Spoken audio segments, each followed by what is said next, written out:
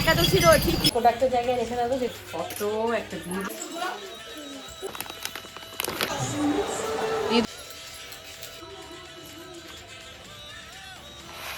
সকালবেলা ঘুম থেকে উঠে আমি আজকে এত কেন খুশি, কারণ আমি এক্সট্রা 2 ঘন্টা ঘুমিয়েছি। কিভাবে সেটা তো বলবোই। তার পাশাপাশি এক ব্যাগ ভর্তি মা আমার পছন্দের মাছ নিয়ে আসলো, কিন্তু কপালটা এতটাই খারাপ আমি সেটা খেতে পারলাম না। তোমাদের গোপুদাকে ফোন করে ডেকে নিয়ে আসলাম আমার ফটো তোলার জন্য। কেন সব মিলিয়ে আজকে ব্লগটাকে সাজিয়েছি, হোপফুলি তোমাদের ভীষণ ভালো লাগবে। হ্যালো মাই লাভলি ভিউয়ার্স, আমি Priyanka and welcome to my channel Priyanka's time story. যারা পেজ থেকে দেখছো তাদেরকেও অনেক ওয়েলকাম। এখন আমার অনেক পুরোনো দিনের একটা ফটো চোখের সামনে চলে এসছে। ইয়েস, এটা হলো সেই ফটো যেদিনকে তোমাদের গোপুদার সাথে আমরা এবং আমার বাপের বাড়ির পরিবার এবং আমার শ্বশুরবাড়ির পরিবার, আমাদের বিয়ে তো 6 মাস আগে ঠিক হয়েছিল। তো একটা পিকনিক পড়েছিল, ওই মেবি হবে ডিসেম্বর কি জানুয়ারি মাসে। তো সেই পিকনিকে এসেছিলো, এটা পিকনিকেরই ফটো। তাই ভেতর মার ফোন এসছে যে তুই কোথায়, তাড়াতাড়ি নিচে নাম, আমি বাজার করে নিয়ে এসেছি। হ্যাঁ গো মা 2-3 ব্যাগ বাজার একা একা টেনে নিয়ে এসছে, দেখে প্রচণ্ড মায়া হয়েছে। তাড়াতাড়ি করে হাত থেকে নেওয়ার আগেই মা নিয়ে চলে এসছে। এটাই বোধহয় মা এখন আমাকে সেই বাচ্চা খুকুটি ভাবে, মানে লিটিল গোলকে যেমন ভাবে আমাকেও সেরকম ভাবে। আমার হয়তো কষ্ট হবে এই ভেবে। তো দেখো কষ্ট করে কত কিছু নিয়ে এসছে। ঘুমের ভেতর আমি যে কি বলেছি আজকে মাকে আমি নিজেই জানি না, কারণ আজকে তোমার একাদশী, আমি তো এগুলো কিছুই খেতে পারবো না। মা পরে যখন এত কষ্ট করে রান্নাবান্না করেছে, দোকানে গিয়ে আমায় বলছে খাবার সব রান্না করেছি তোর মন মতন, তুই গিয়ে খেয়ে নি। তখন বলছে মা আমার তো আজকে একাদশী। বলছে ই বাবা, তোর একাদশী বললে আজকে আমি বাজারেই যেতাম না, কারণ তোমরা তো সবাই জানছো মার প্রচণ্ড শরীর খারাপ। মানে আগের ব্লগে বললাম না, প্রায় 15-16 রকমের ওষুধ খেতে দিয়েছে। যে মানুষ 15 থেকে 16 রকমের ওষুধ খায় তার কিন্তু সব থেকে মানে যেটা দরকার হয় বডিতে সেটা হলো প্রপার রেস্ট, প্রপার স্লিপ। মার দুটোর একটাও হয় না, না বডিতে মানে ঘুম আছে না রেস্ট আছে। দুপুরবেলা এই সমস্ত ওষুধগুলো খেয়ে দিয়ে একবারে না খেয়ে ইন্ডিভিজুয়ালভাবে ডিভাইড করে করে নিয়ে টাইম টু টাইমে ওষুধগুলো খাওয়া, টাইম টু টাইম প্রপারভাবে রেস্ট নেওয়া, ঘুম নেওয়া, মা সেগুলো হয় না। দুপুরে তো ঘুম উড়েই গেছে, দোকানে গিয়ে বসে ঝিমিয়ে ঝিমিয়ে পড়ে যায়। রাতেও সেরকম ঘুমের ওষুধগুলো খেয়ে কী করবে, মোবাইল ঘাঁটতে বসবে, এই কাজ ওই কাজে লেগে পড়বে। তারপরে কী হবে, ঘুমের ঝুলটা যেই কেটে যাবে। এটা side effect, as a side effect ঘুমের ওষুধ বা তোমার টেনশন ফ্রি বা নার্ভের ওষুধের কী হবে, তোমার পায়ের তলা জ্বলে যাবে, হার্ট বার্ন শুরু হবে, টেনশন অ্যাংজাইটি এগুলো হবেই, এগুলো সাইড এফেক্ট মেনে নিতেই হবে। মা সেগুলো নিতে পারছে না, টেনশন করছে, শরীরটা আরও খারাপ হয়ে যাচ্ছে। তো ফাইনালি মাকে আমি বলেছি যে তুমি দুপুরবেলা একটু ঘুমানোর চেষ্টা করবে, কারণ দোকান থেকে ফেরত এসে তুমি 1 ঘন্টা একটু ঘুমাবে বা ঘুমাবে, ঘুম না পেলেও চোখটা বন্ধ করে রেস্ট নেবে, বডি রিল্যাক্স করবে। কে কার কথা শুনে, মা ভাবে মা মনের জোরে সমস্ত কাজ করবে। প্রত্যেকটা মাই হয়তো এরকম হয়, আমার কথা শোনে না, আমি কি করব বলো। তো যাই হোক, এখন আমাকে তো টাইম মতন দোকানে যেতে হবে যাতে মা এসে রান্নাবান্নাগুলো করতে পারে। রেডি হয়ে গেছি, কিছু করার নেই। এই ঘরের ভেতরে সূর্যের আলো আসে না, তো চলো সূর্যের আলোতে গিয়ে দেখি কেমন লাগছে নিজেকে। আর সূর্যের আলো নিতে গেলে এক হলো আমাদের এই সামনের যে ব্যালকনি দুটো রয়েছে, ওই ব্যালকনি দুটোতে আসতে হবে। এটা ভালোই লাগছে, অন্ধকারের ভেতরেও সাজগোজ কমপ্লিট। এই যে লিটিল গার্ল যাওয়ার জন্য প্রচণ্ড বায়না করছে, কিন্তু নিলে তো ওকে হবে না, দোকানে নিয়ে আমি কী করে বসাবো। তো মাকে ফোন করলাম যে মা তুমি আসো, আমি সিঁদুর পরিনি, মা তুমি আসো, ওই রিক্সাতে আমি চলে যাবো।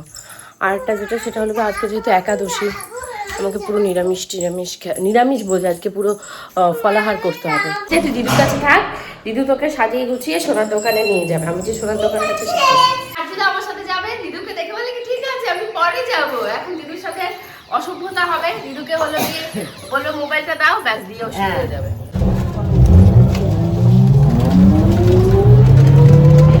একাদশী রয়েছে, কি খাবো ভাবছি। বাড়ি থেকে ফলের পোটলা আনবো, ভুলে গেছি, তাড়াহুড়ো করে লিচি করতে সামলাতে দিয়ে। তো এই যে আখের রস যাচ্ছে, দেখো কিছুটা ফ্রেশ আখের রস বানিয়ে দিচ্ছে।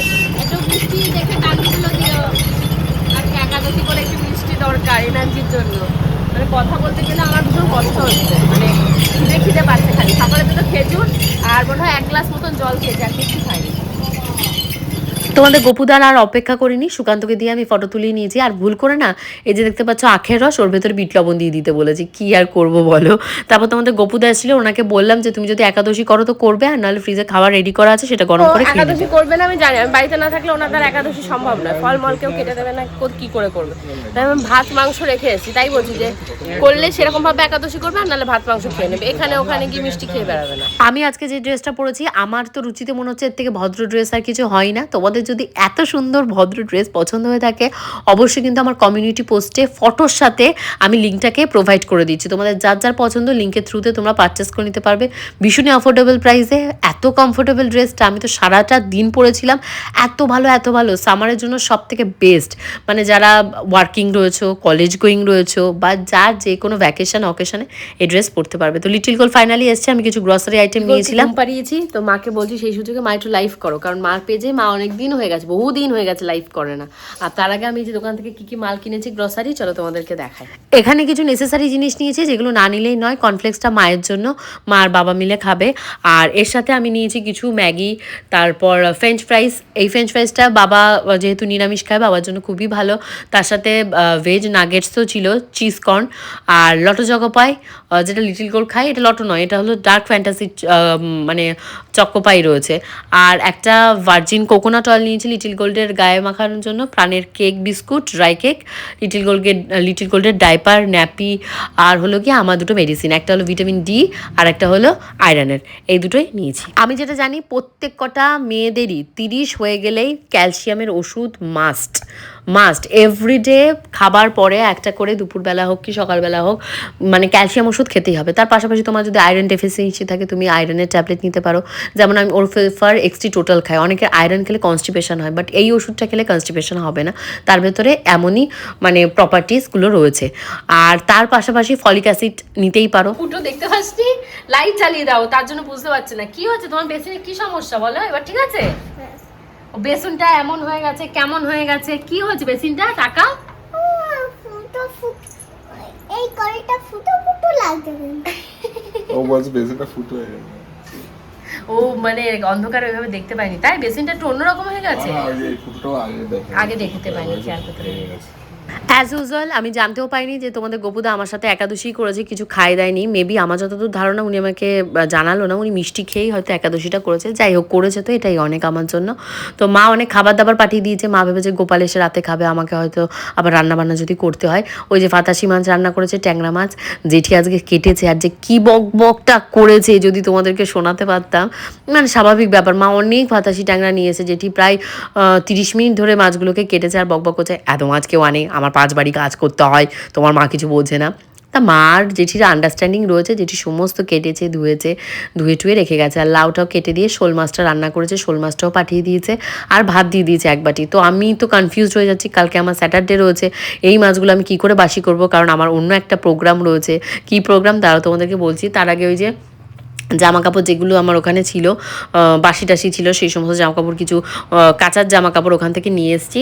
আর দুটো চুড়িদারের পিস, একটা চুড়িদারের পিস নিয়ে এসেছি, ওটা বানাবো। কারণ সামনে আমি ঘুরতে যাব, তো সেখানে এরকম টাইপের চুড়িদার, যেটা আমি মাইন্ডে ভেবেছি ওরকম চুড়িদারের পিস বা সালোয়ার কামিজ বানালে ভীষণই ভালো লাগবে। তোমাদের সাথে নেক্সট ভিডিওতে শেয়ার করবো। তো লিটিল গোল্ড এখন অ্যাজ ইউজুয়াল মোবাইল দেখতে ব্যস্ত, কারণ আমি এখন ভিডিও এডিটিং, ভয়েস ওভার করবো। রান্নাঘরে প্রচুর থালা বাসন জড়ো হয়ে গেছে, তো সেগুলোকে জায়গা মতন সেলফে রাখতে হবে, কারণ কালকে সকালবেলা একদম 7টা-8টার ভেতর টার্গেট নিয়েছি বাজারে যাব। কারণ আমি ভেবেছি বাবা মাকে একটু ডেকে খাওয়াবো, অনেক দিন হয়ে গেছে বাবা মার সাথে মানে খাওয়ানো হয় না বাবা মাকে ডেকে আমার এখানে। আর সবসময় তো আমি ওই বাড়িতে যাই, ব্যাগ ভর্তি করে তোমরা দেখো খাবার দাবার নিয়ে আসি, আমিও টুকটাক যেটুকু পারি আমার মনে হয় সেটুকু দিই। অ্যাকচুয়ালি কী বলো তো, মানে ব্যাপারটা ওই রকম নয় যে আমি দিলেই বাবা মার কাছে ভালো বা বাবা মা আমাকে দিলেই ভালো, এটা একটা আন্ডারস্ট্যান্ডিংয়ের ব্যাপার। যে অনেক মেয়েরাই আছে বাবা মাকে কিছু দেয় না, শুধু নেয়, তাও তাদের বন্ডিংয়ে কিছু হয় না। আবার অনেকে আছে বাবা মার থেকে শুধু নেয়, কিছু দেয় না, তাতেও বন্ডিং ঠিক থাকে। অ্যাকচুয়ালি বাবা মার সাথে এমন একটা বন্ডিং, সেই বন্ডিং কোনো দেনা পাওনার উপরে ডিপেন্ড করে না, এটা আমি মনে করি। কিছু কিছু ক্ষেত্রে তো এক্সেপশনাল থাকবেই। তো তার জন্য ভেবেছি কালকে একটু সকাল সকাল যাব। আমার বাবা যেহেতু চিকেন খায় না বা মাটন খায় না, তো মাছ টাছটা একটু দেখবো, আর একটু রান্নাবান্না করে বড় ননদ ওদেরকেও পাঠাবো। কারণ অ্যানিভার্সারি চলে গেছে, তোমাদের গপুতার জন্মদিন গেছে, আমার জন্মদিন গেছে, সেইভাবে কাউকে খাওয়ানো হয়নি। আর যেহেতু আমার কোনো হাউস হেল্প নেই, আর তোমাদের গপুতাও বারণ করছে যে রিস্ক নিয়ে অত লোকজন ডেকে তুমি এখন পারবেও না, একটু টাইমের সাথে সাথে দেখি আমার মেয়েটা স্কুলে যাক, তারপরে একটা পার্টি দেবো, সবাইকে ডেকে নিয়ে লিটিল গোল্ডের স্কুলে যাওয়ার।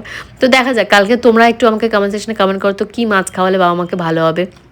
কারণ আমি অনেক আশা নিয়ে মানে বাবা মাকে ডাকছি যে আসবে সবাই মিলে, আমি বাবা মা একসাথে রান্নাবান্না করে মা আর আমি খাওয়াবো বাবা মাকে। মাকে দিয়ে সেদিন আর রান্না করাবো না আমি ভেবেছি, কারণ তোমরা বলবে তোমার মা কি তোমার বাড়িতে রান্না করতে আসে, ব্যাপারটা ওরকম না। কিছু কিছু রান্না আছে মা খুব ভালো রান্না করে, আমি রান্না করলে মানে খুদ ধরবে না, বলবে এটা এরকম হয়েছে ওটা ওরকম হয়েছে। বিশেষ করে আমার বাবা মায়ের রান্নার ভীষণই মানে প্রশংসা করে, তো সেইটাই ভেবেছি। আর কি বলতো, আমার যদি একা সংসার হতো যে আমি আর আমার হাজব্যান্ড তার কথাতেই আমাকে চলতে হবে বা আমার কথাতে সে চলবে, তাহলে কোনো প্রবলেম হতো না। তোমরা কিন্তু ফলো করলে দেখতে পাবে আমার বাবা মা কিন্তু এই 4 বছর আমি ব্লগ কন্টিনিউয়াসলি দিচ্ছি, একটা রাত, ইয়েস একটা রাতের জন্য আমার বাবা মা এসে আমার বাড়িতে থাকেনি, কারণ বাড়িটা তো আমার নয়, তো কোথায় এসে থাকবে, তো সেটা নিয়ে তো আমার সবসময় আক্ষেপ থাকেই। নিজে কিছু করতে পারলাম না লাইফে, তো এটা নিয়ে ভীষণই একটা মানে হীনমন্যতায় আমি ভুগি। তো যাই হোক, সামটাইমস ভগবান সবার জন্য সব কিছু লেখে না, যেটুকু আছে আমি সেটুকু নিয়ে হ্যাপি থাকার চেষ্টা করি।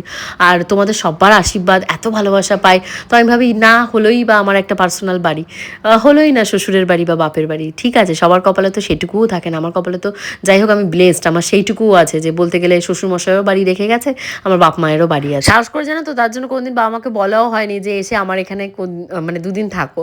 তো যাই হোক, কালকে ব্লগে মাছ ভাজা টাজা সব করবো, ঠিক দুপুর 2টোয় আসবো, বাই।